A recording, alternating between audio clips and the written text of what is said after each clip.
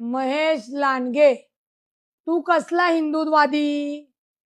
वाघाचं कातडं पांघरले म्हणजे वाघ होत नसतो.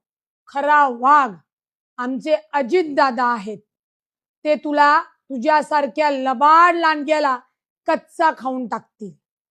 चिंचवडच्या देवस्थानामध्ये मंदार महाराजांना गण लावून बोसरीच्या घराची एनओसी कोणी घेतली? आठवतंय ना? लोकांना आठवतंय.